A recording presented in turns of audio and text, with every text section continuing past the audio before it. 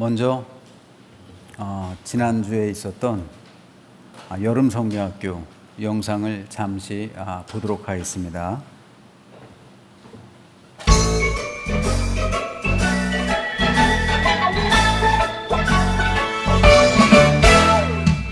하나님 사랑하는 반짝반짝 내 마음 가득가득 하나님 의지하는 반짝반짝 내 믿음 가득가득가득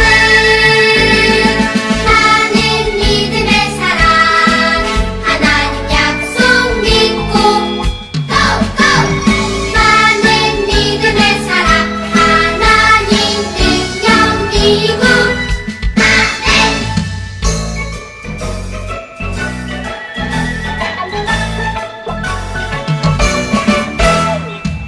하나님 사랑하는 반짝반짝 내 마음 가득가득 하나님 의지하는 반짝반짝 내 믿음 가득가득가득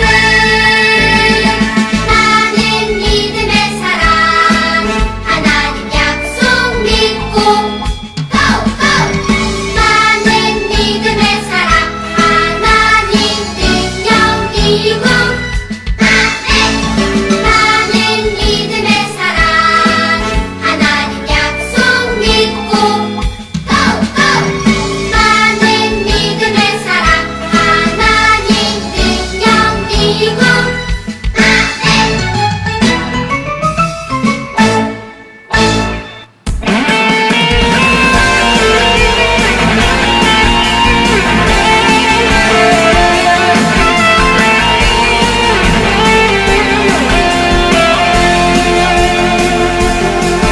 나는 믿음의 사람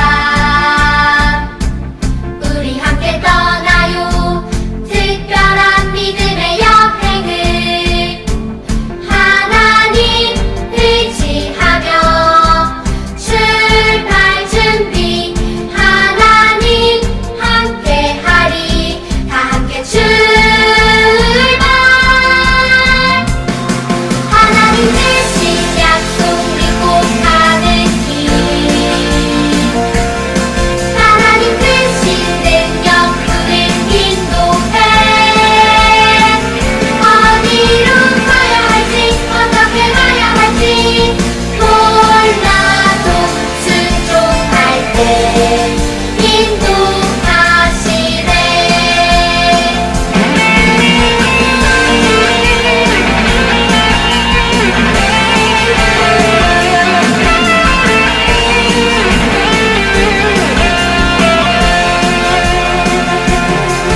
나는 믿음의 사람 우리 함께 떠나요 특별한 믿음의 여행을 하나님 의지하며 출발 준비 하나님 함께하리 다 함께 출발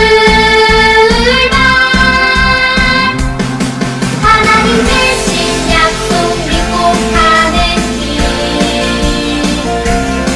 하나님 주신 능력 우릴 인도해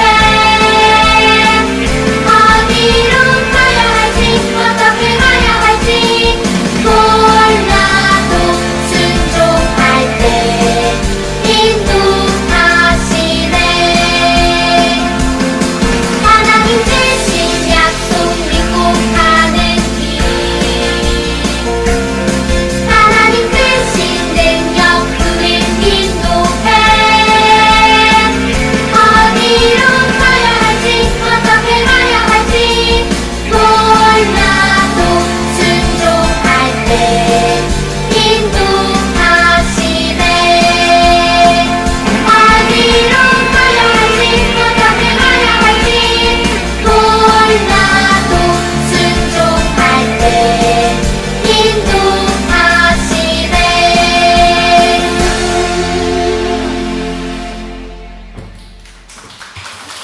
네, 감사합니다. 여름 성경학교를 위해 애써주시고 수고해주신 모든 교육자들 그리고 교사 선생님들 또한 모든 도와주시고 협력해 주신 성도님들께 진심으로 감사의 말씀을 드립니다. 이번 여름 성경학교는 특별히 전 교회 성도들이 많은 관심을 가지고 함께했던 시간이었던 것 같습니다. 앞으로도 다음 세대를 위해서 특별히 짝꿍 기도의 시간, 만남과 시간이 있었는데 더 큰 관심으로 다음 세대를 이어가는 복된 교회가 되시기를 주님의 이름으로 축복합니다. 설교를 시작하면서 지도를 하나 보겠습니다. 지금 보시는 지도는 소아시아 7교회에 관한 위치를 기록하고 있는 지도입니다. 중간에 에베소 교회, 여기서부터 위쪽으로 서머나 교회, 버가모 교회, 두아디라 교회, 사대 교회, 빌라델비아 교회, 라오디게아 교회, 이렇게 7교회가 위치하고 있습니다. 이 가운데 오늘 우리가 살펴볼 이 골로새 교회는 맨 밑에 라오디게아 교회에 속해 있었습니다. 라오디게아 주변에는 자매 도시들이 몇 군데 있었습니다. 성경에도 등장하는 골로새라는 도시와 히에라볼리라는 도시가 있었어요. 즉 라오디게아 교회, 골로새 교회, 그리고 히에라볼리 교회는 같은 지역에 있었던 자매 교회였습니다. 그래서 바울은 골로새 교인들에게 편지를 쓰면서 그 편지를 옆에 있는 라오디게아 교회 교인들에게도 읽게 하라고 당부합니다. 그런데 이 세 개 교회, 라오디게아 교회, 골로새 교회, 히에라볼리 교회를 세운 사람은 바울이 아닙니다. 바울의 제자였던 에바브라가 이 세 교회를 세웠습니다. 에바브라는 그 옆에 있는 에베소에서 바울이 3년 동안 있으면서 두란노 사역을 하죠. 두란노 서원에서 사역합니다. 그때 바울이 전하는 복음을 듣고 회심해서 양육을 받았죠.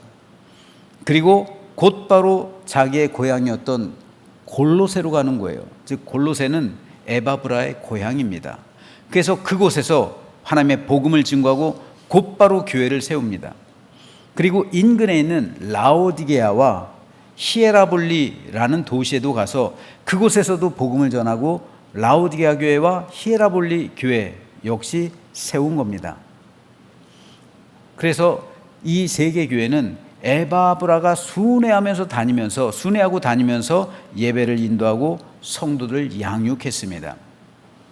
그런데 바울이 로마에서 가택 연금 당한 적이 있었죠. 제1차 투옥이잖아요. 그 소식을 듣고 에바브라는 바울을 찾아갑니다. 그래서 자신이 세운 교회들에 대해서 이야기하는 거예요. 이에 바울이 서신을 씁니다. 그 서신이 바로 골로새서예요. 특별히 오늘 본문은 골로새서를 마무리하면서 바울이 골로새 교회 성도들에게 전하는 마지막 인사말입니다. 그런데 여기에는 참된 교회가 될 때 교회가 가지는 세 가지 특성이 등장하고 있습니다. 저는 오늘 이에 대해서 좀 말씀을 드리려고 해요. 참된 교회가 될 때 갖게 되는 첫 번째 특성은 참된 교회는 반드시 참된 목회자가 있다는 사실이에요. 참된 목회자뿐 아니라 참된 평신도 리더들이 있습니다. 오늘 본문 12절과 13절에서 바울은 이렇게 말합니다. 그리스도 예수의 종인 너희에게서 온 에바브라가 너희에게 문안하느니라. 그가 항상 너희를 위하여 애써 기도하여 너희로 하나님의 모든 뜻 가운데서 완전하고 확신 있게 서기를 구하나니 그가 너희와 라오디게아에 있는 자들과 히에라볼리에 있는 자들을 위하여 많이 수고하는 것을 내가 증언하노라. 바울은 자신의 제자였던 에바브라를 가리켜 그리스도 예수의 종이라고 말합니다. 그리스도 예수의 종인 에바브라가 여러분을 위해서 얼마나 기도하며 얼마나 여러분이 하나님의 모든 뜻 가운데 완전하고 확신 있게 서기를 구하며 그가 얼마나 여러분을 위해 많이 수고하는지 내가 그 증인이다라는 말이에요. 즉 바울은 에바브라의 말로 진정으로 그리스도 예수의 종, 참된 종이라고 증언하고 있는 겁니다. 참된 교회는 반드시 참된 리더가 있어요.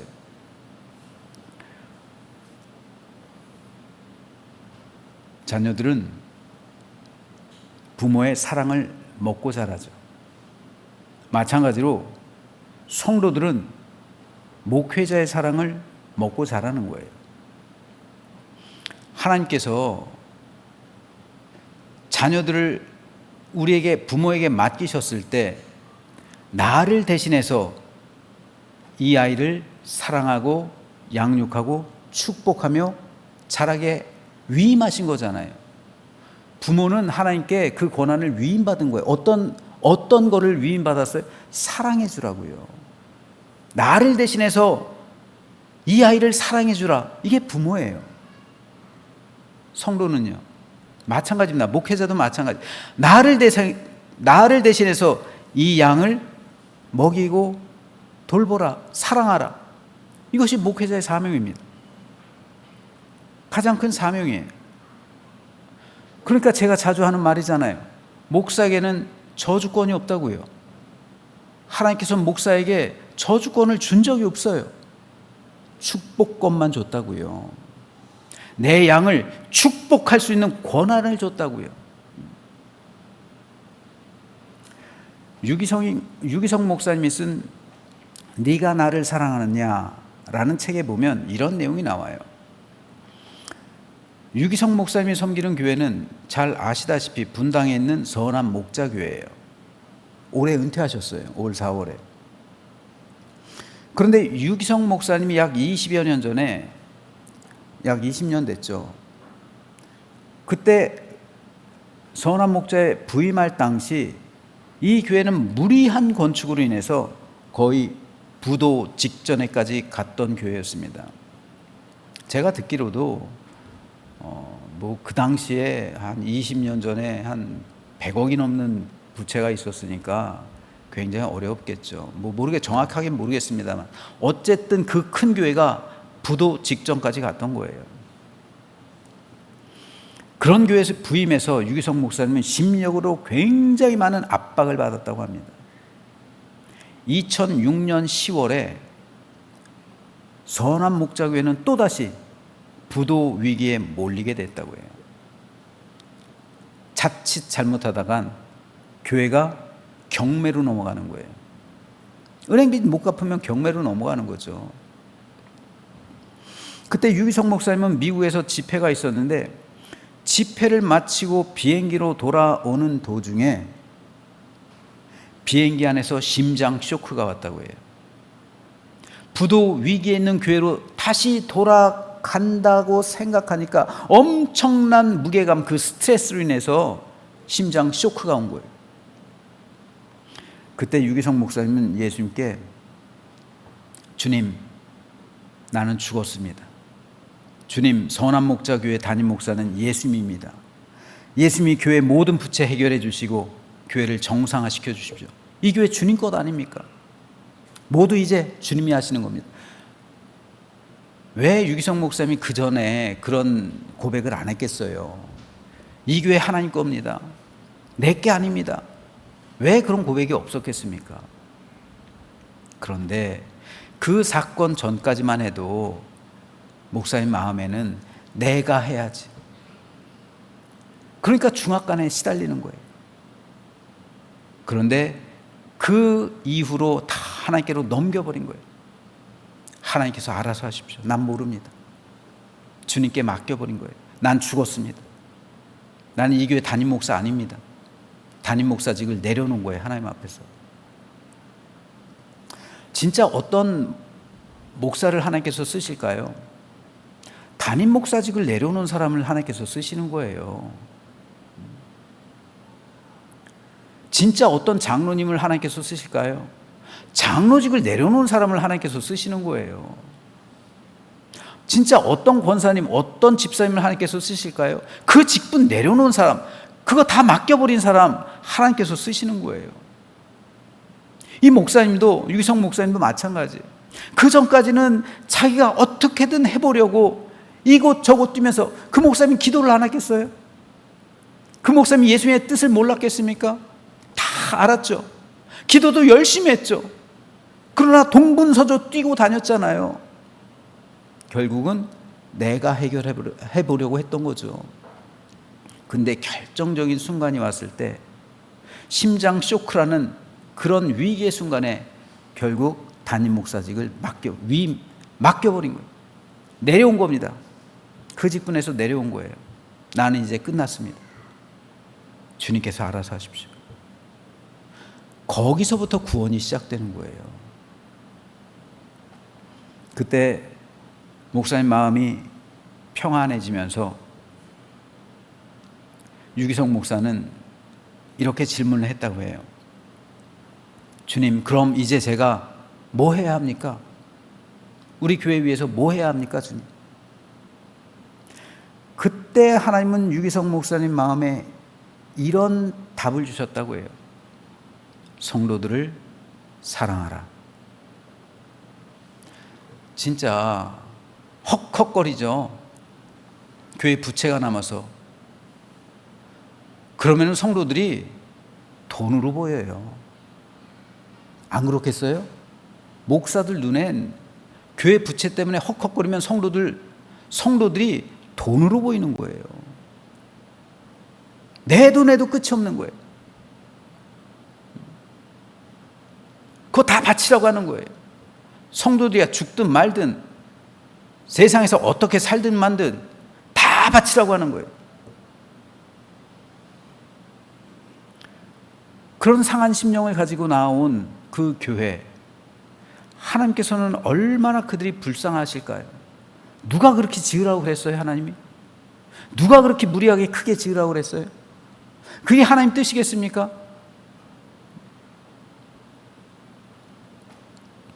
그러니까 하나님께서는 하나님의 마음을 말씀해 주신 거예요. 성도들을 사랑하라. 이 말씀 듣고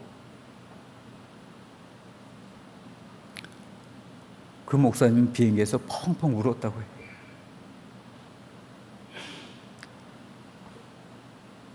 하나님께서 목회자에게 주신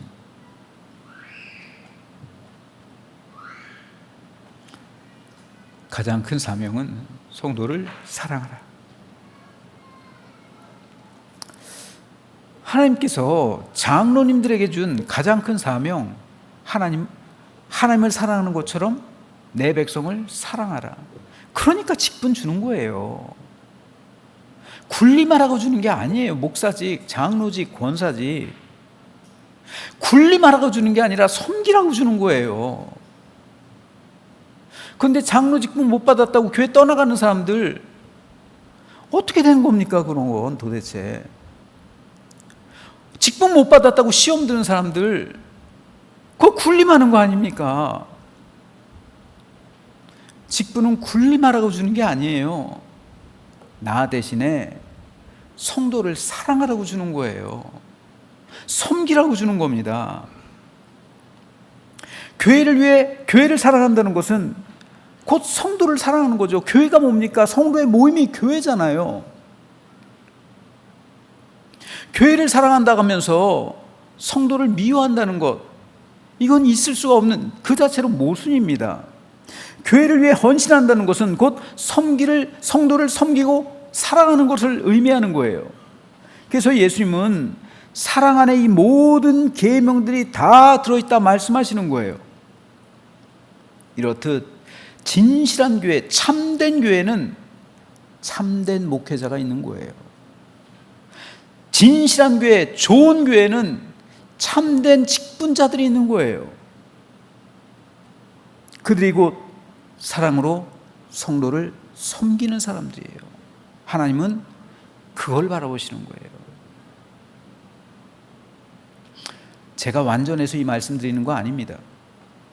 제가 생각해도 저는 아직 한참 부족해요. 다만 최선을 다해 성도를 사랑하게 해달라고 기도할 뿐이에요. 그리고 목회 연수가 점점 쌓이면서 은퇴가 가까워지면서 더 깊게 사랑하게 되겠죠. 그러기를 바랄 뿐입니다. 그래야죠. 교회에서 기둥과 같이 쓰임받는 장로님들도 마찬가지입니다. 교회에 충성되다는 것은 곧 성도를 사랑하고 섬기는 일에 최선을 다해 헌신하는 것을 의미해요. 저는 우리 장로님들이 다른 교회 장로님들과는 완전히 구별된 사랑의 사도요, 제자로 굳게 세움받게 되기를 주님의 이름으로 간절히 축복합니다. 마찬가지로 권사님들, 집사님 동일해요. 하나님께서 우리에게 원하시는 서로 사랑하라는 계명을 실천해서 누구도 빼앗을 수 없는 사랑의 증표가 우리 권사님들과 집사님의 삶과 사역 위에 충만히 나타나게 되기를 주님의 이름으로 축복합니다. 그럴 때 우리 교회는 참된 교회가 되는 거예요. 천국 공동체가 되는 겁니다. 천국의 그림자가 되는 거예요. 그래서 우리 교회에 오는 사람들이 우리 교회 안에서 참된 천국의 기쁨과 위로를 받게 되는 것이고, 힘과 능력을 얻게 되는 것이고, 지쳐있는 사람들이 용기와 격려를 받게 되는 거예요. 저는 우리 교회가 이렇게 진실하고 참되고 바르고 정직한 교회와 성도가 되시기를 다시 한번 주님의 이름으로 축복합니다. 두 번째로, 참된 교회에서 나타나지는 특성은 성도 사이에 문안이 있다는 거예요. 바울은 14절 15절에서 이렇게 말합니다. 사랑을 받는 의사 누가와 또 데마가 너희에게 문안하느니라. 라오디게아에 있는 형제들과 눈바와 그 여자의 집에 있는 교회들에게 문안하라.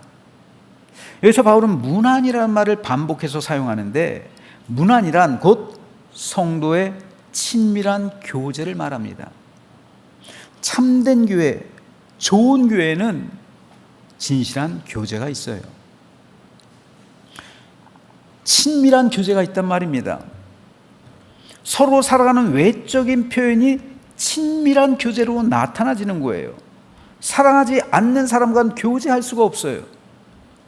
여러분, 내가 좋아하지 않는 사람, 내가 미워하는 사람과 함께 할 수 없는 게 한 가지 있어요. 뭘까요?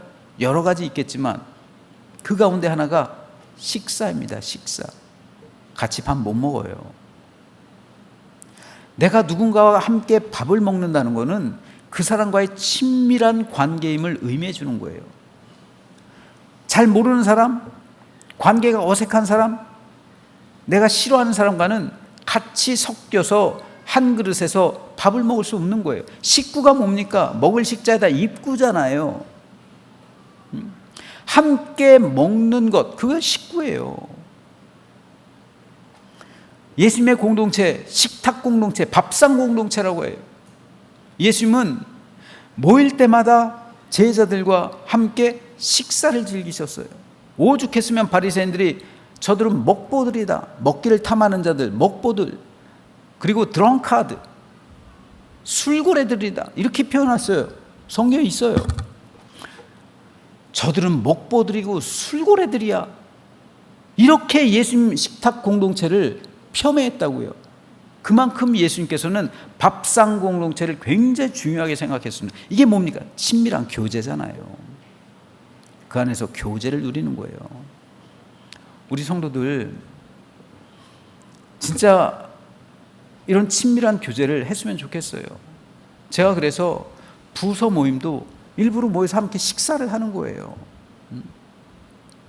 함께 식사하면서 서로 친해지고 친밀해지고 함께 교제를 나누고 서로 사랑하게 되기를 바라는 마음에서입니다.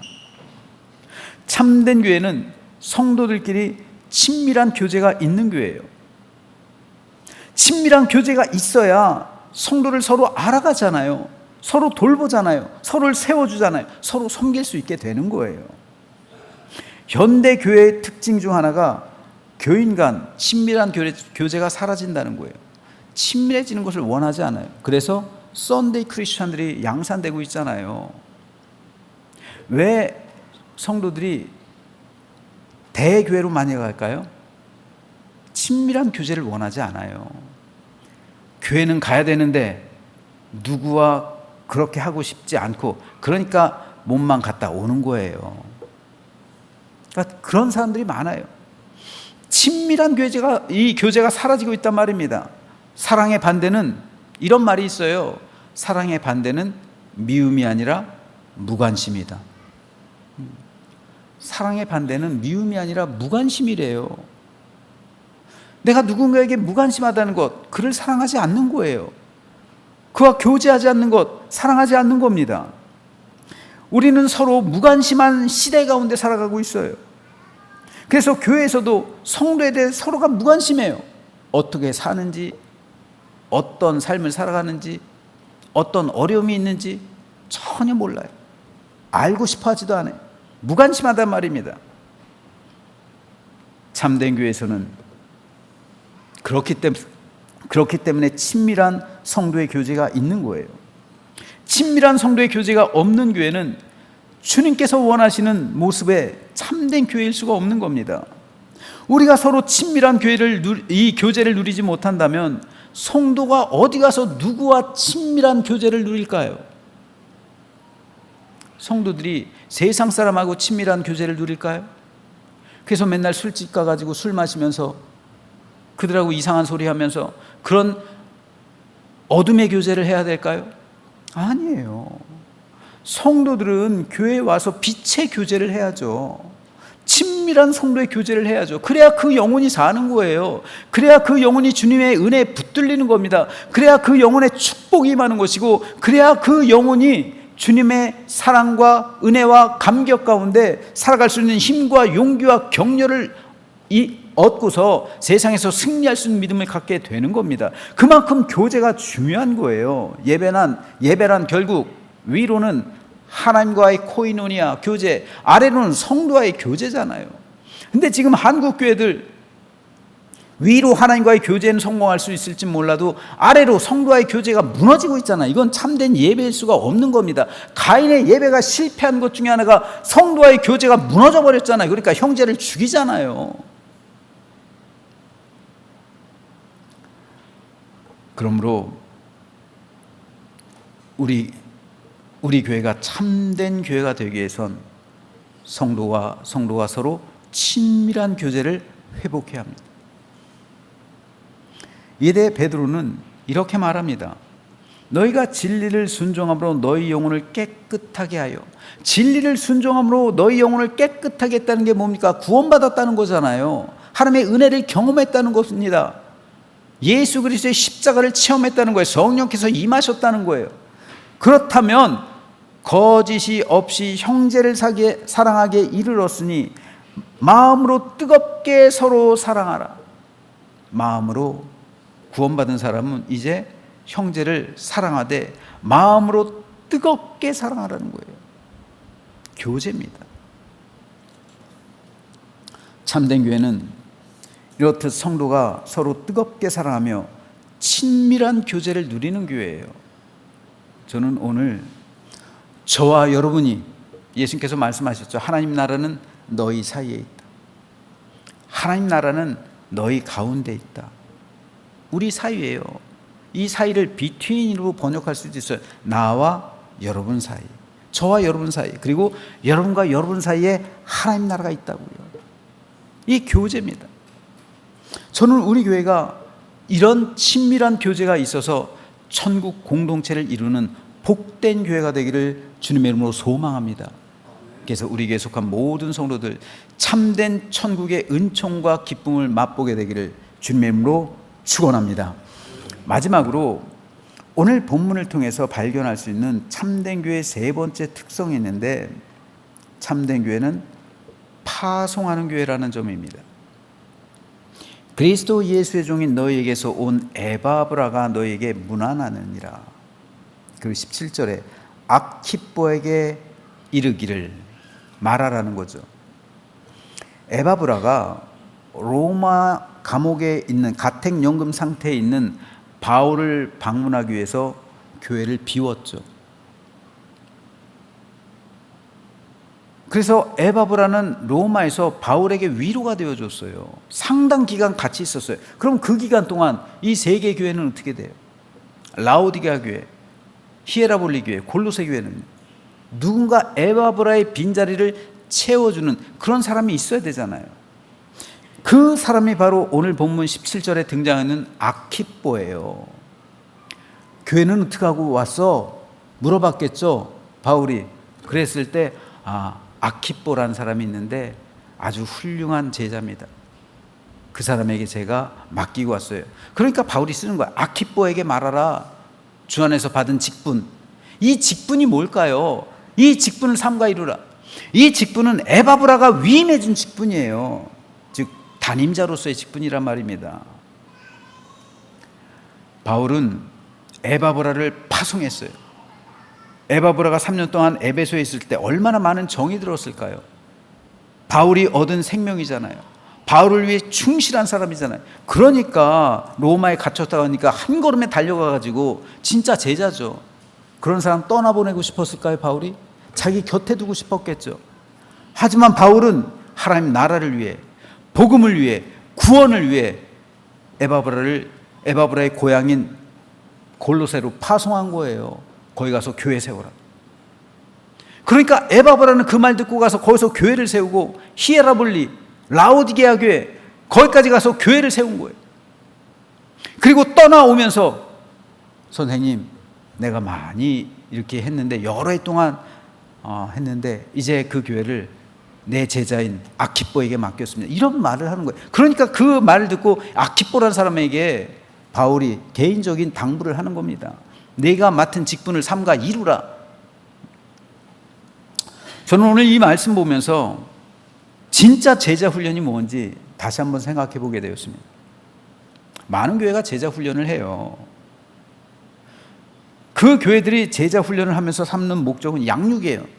성도의 양육, 성도를 그리스도인 되게 하는 것, 그리스도의 사람으로 훈련시키는 것, 그래서 진정한 그리스도인이 되게 하고 교회의 일꾼이 되게 하는 것. 이게 제자 훈련의 목적이잖아요. 양육이에요. 이거 분명 좋은 겁니다. 반드시 해야만 돼요. 우리 교회에 그런 점이 모자란다면 그런 점 보완해서 해야 됩니다. 그런데 제자 훈련은 양육에서만 그치면 안 되는 거예요. 제자 훈련의 목적이 양육에만 있으면 안 되는 거예요. 양육보다 한 단계 뛰어넘는 최종 목적으로 나아가야 되는 거예요. 많은 교회가 제자 훈련의 최종 목적을 양육으로 딱 설정해놓고 있어요. 그래서 양육 그리고 교회 일꾼 이렇게 되고 있다고요. 패러다임이. 오늘날 한국 교회는 제자 훈련으로 대교회가 되는 교회들이 아주 많아요. 이 제자 훈련으로 대교회가 되는 것 좋은 일입니다. 제가 그걸 나쁘다고 말하는 게 아니에요. 하지만 한편으로 생각해 보면 제자 훈련의 궁극의 목적까지 달하지 못한 증거일 수가 있는 거예요. 제자 훈련의 목적은 양육에서 끝나면 안 됩니다. 최종 목적으로 나아가야 되는데 최종 목적은 결국 파송이에요. 파송. 한국 교회가 거기까지 나아가지 못하고 있는 거예요. 양육까지만 거기에만 멈춰져 있으니까 제자 훈련이 점점 자기 교회 몸집만 불리는 수단이 돼버리는 거예요. 결국 자기 교회만 커져요. 어떤 목회자들은 교회 부흥과 성장을 위한 수단으로 제자 훈련을 활용해요. 이런 경우에 있어서 제자 훈련은 교회를 성장시키는 도구 중 하나로 전락해버리고 마는 거예요. 최종 목적을 상실했어요. 최종 목적은 파송이에요. 파송. 바울도 제자를 양육하고 훈련하는데 평생을 바쳤죠. 한 사람의 영혼을 구원하고 그를 그리스도인 되게 하는데 모든 수고와 헌신 아끼지 않았습니다. 하지만 바울과 한국 교회가 다른 점은 한국 교회는 제자 훈련의 목적을 양육까지만 설정해 놓고 있어요. 하지만 바울에게 있어서 제자 훈련의 목적은 최종 목적은 파송이었어요. 그래서 바울은 파송하잖아요. 제자들을. 자기 곁에만 두지 않잖아요. 오늘 본문에서 에바브라는 바울이 에베소에서 3년 동안 있으면서 제자 훈련으로 얻은 귀한 열매입니다. 그런데 이 에바브라를 자신의 고향, 에바브라의 고향 골로새로 파송하잖아요. 자기 곁에 두지 않잖아요. 그래서 에바브라도 그 길로 떠나서 골로새 교회, 히에라볼리 교회, 라우디 교회를, 이 세 교회를 세우고, 그리고 자기도 아키뽀라는 사람에게 맡기잖아요. 위임시키잖아요. 그리고 떠나가잖아요. 파송하는 거예요. 그러므로 제자 훈련의 최종 목적은 파송입니다. 파송까지 나아가야 돼요. 다행스러운 것은 파송까지 나아가려고 몸부림치는 교회들이 있어요. 분당 우리 교회가 대표적이에요. 파송까지 나아가려고 하는 대표적인 교회예요. 그래서 분리하는 거예요, 자꾸만.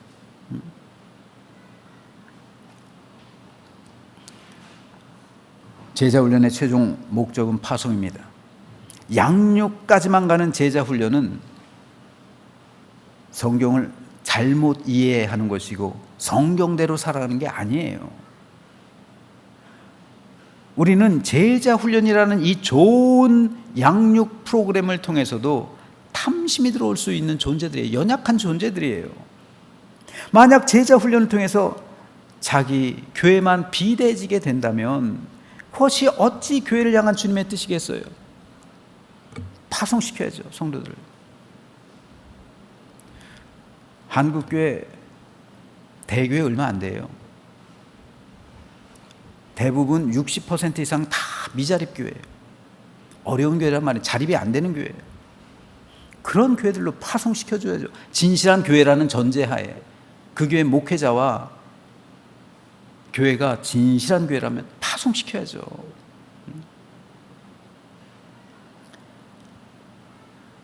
많은 목회자와 교회들이 참된 교회를 이루려 하기보다는 큰 교회를 이루려 해요. 예수님께서 저를 목사로 삼으실 때 너는 가서 큰 교회를 이루라, 이런 사명 주셨을까요? 물론 그런 사명 주신 분도 있어요. 큰 교회도 큰 교회의 역할이 있습니다. 분명한 사실이에요. 하지만 대부분은 주님께서는 참된 교회를 이루라는 사명을 주셨을 거예요. 그게 기본일 겁니다. 어쩌면 우린 예수님의 이름을 핑계로 내 인간적인 야망을 이루려 하고 있는지도 몰라요. 그러므로 저는 저와 우리 교회 모두가 내 꿈이 아니라 우리 주님의 꿈을 꾸어야 할 줄로 믿습니다. 내 꿈을 꾸지 말고 예수님의 꿈을 꾸라고요. 내 꿈을 이야기하지 말고 예수님의 꿈을 이야기하라고요. 기도할 때, 여러분 간구할 때 내 꿈을 주님께 기도하지 말고 주님 꿈이 무엇인지 나에게 말씀해 달라고 기도하라고요. 예수님의 꿈을 꾸는 사람들이지 우리는 내 꿈을 꾸는 사람들이 아니에요. 내 꿈을 꾸는 사람들은 세상 사람들이에요. 왜 근데 성도들이 자꾸만 내 꿈을 꿉니까? 왜 목회자가 자꾸만 자기 꿈 꿉니까? 하나님 꿈 꿔야죠. 비전이잖아요, 그게요. 우리가 참된 교회, 참된 목회자, 참된 성도가 될 때, 그렇기 때문에 그 순간부터 주님의 역사와 능력이 우리 가운데 생명력 넘치게 풍성하게 드러나는 겁니다. 바라기는 저와 여러분 모두 이런 참된 교회를 이루게 되기를 주님의 이름으로 소망합니다. 오늘 말씀 결론 맺습니다. 오늘 본문을 통해 우리는 참된 교회를 이루라는 주님의 말씀을 듣습니다. 참된 교회는 참된 목회자와 참된 평신도 리더들이 있습니다. 그리고 참된 교회는 성도 간에 친밀한 교제가 있고 영적인 양육이 있습니다. 나아가서 궁극적으로 성도를 파송하는 교회입니다. 지금 우리 교회는 비록 교회 규모가 크진 않아요.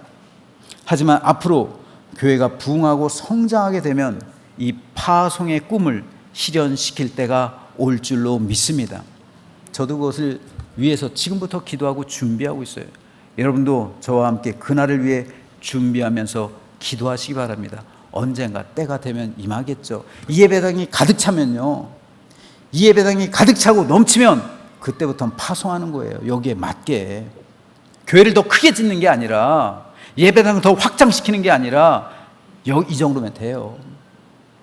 우리 공동체면 됩니다. 넘치는 사람들 파송시키는 거예요. 주변에 있는 어려운 교회들로 파송시키는 거예요. 아니면 우리 부목사님들 분리시키는 거예요. 결국 우리 교회의 꿈은 참된 교회여야 합니다. 저와 여러분의 꿈은 진실한 목사요 참된 성도가 되는 겁니다. 그래서 우리 모두 하나님 뜻을 이루며 참된 기쁨과 감사 가운데 믿음의 선한 열매를 맺는 축복의 삶을 살아가는 우리 모두가 되시기를 주님의 이름으로 축원합니다.